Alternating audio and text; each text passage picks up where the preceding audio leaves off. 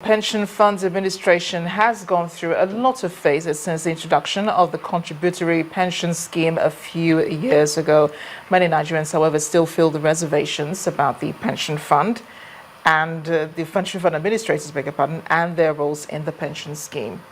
We're now being joined on the news at 5 by Mr. Egwaide, longer the President's Pension Operators Association of Nigeria. He's here to throw some light on the fund administration in the country. Thank you for joining us on the news, Mr. Egwaide. Good evening. Thank you for having me. Now, the total pensions assets is almost 5 trillion naira. How much of this can the government access to fund infrastructure in 2016, and how? It's more than 5 trillion naira. As of the end of October this year, it was 5.1 trillion. How can the government access pension funds for investments in infrastructure? I think that I have this little concept of the 4 C's. And the 4 C's stand for concepts, contracts, construction, and capacity. You have to go through all of that before you commit to any infrastructure investment. If you don't have the concept of what you're trying to do, you shouldn't even start.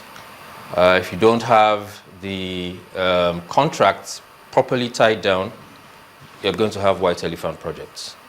If you don't have the construction right, you're going to face construction risk, and you have further white elephant projects.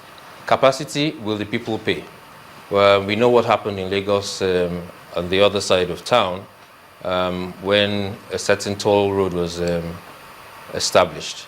So these are issues that we must walk through, and we must walk through diligently before we commit funds that are supposed to be put aside for contributors' retirements into what could really expand the economy, but we need to be able to commit those funds so that they create a multiplier effect and not become a black hole.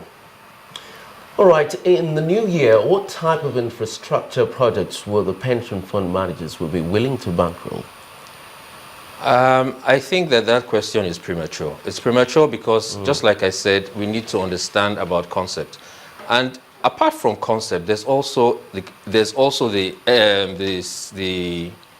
concept of sequencing. What do you need to put money in now that will generate some kind of multiplier effect that will lead on to what you do next? So you really need an infrastructure advisor so that you can develop the right strategy. The first thing about investing in infrastructure really is about getting the thought right. You have to you can spend a whole year thinking about what you want to do, getting the numbers right, getting the design right, before you then commit. You can't bring pension funds into a high-risk investment. I mean, and you see these projects dotted all over the place. I mean, there's a certain railway line from Okokomaiko to Ido. If pension fund money was committed to that project, I mean, it will be a basket case because it's not generating any money 5-6 years after. These are the kind of things we're talking about. I mean, they're good to have, but then they need to be diligently thought through. Do you think the 2016 budgets could impact on pensions positively or negatively? The 2016 budget is very well conceived, but this is not the first very well conceived budget we've had.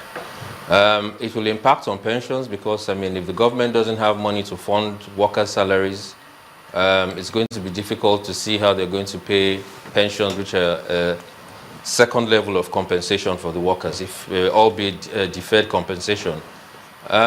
So it's in everybody's interest to ensure that it works. If it doesn't work, it will put everybody in jeopardy. But I think that there's a lot of seriousness around governance these days, a lot more seriousness than there used to be before. I think we've come to terms with the fact that it's in our own hands to swim or to sink. And I think we'll do a good job of it. The budget, well conceived, it's all about execution.